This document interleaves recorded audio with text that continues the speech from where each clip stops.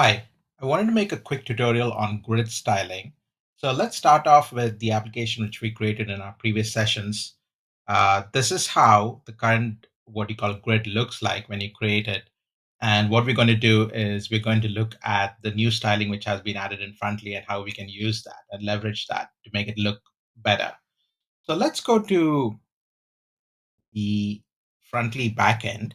And in the backend, if you see, we have created all these pages. What I'm going to use over here is use the Christmas page.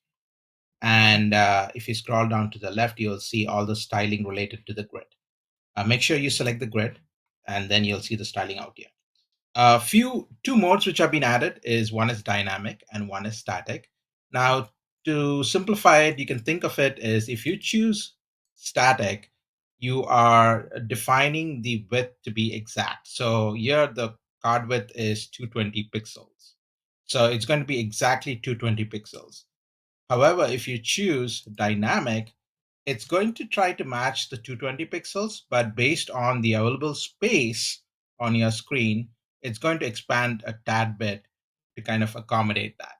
So I would prefer to use dynamic because you want to it to be visible on all screens, and it'll try to match the 220 pixels or the card width you define. So what I'm going to do here is I wanted my images to be much larger in height. So what you could do is change the image height to say 250. And if you see now, you can see that the image is more visible. So let's just save this and quickly go to the back end. And in the back end, if I refresh this page now, you will see that the height of the images has changed or the grid card has changed, and which allows you to see more of the image.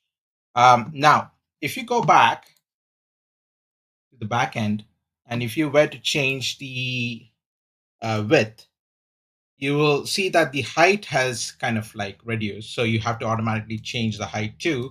So the max height over here is 300 pixels. This might or might not be the best layout for these images, but just let's have a quick look. So if you go back to the page and we refresh this page, you will see that the width has increased and so has the height. Now I could keep this or I could reduce it depending on what look you want to go for. But I just wanted to give an example of that you could define a width and a height for grids now that this feature has been added. Just to give you a background of how the previous look looked like and how the new one looks like, if I go over here, you will see that this is how the old grid with the width and height not defined, or actually with the default width and height, whereas now, which allows you to kind of define a width in the form of dynamic or static, and you can define the width and height. I think that's all I wanted to cover in this quick tutorial. If you have any questions, don't forget to ask them in the comments below, and don't forget to like and subscribe. Thank you.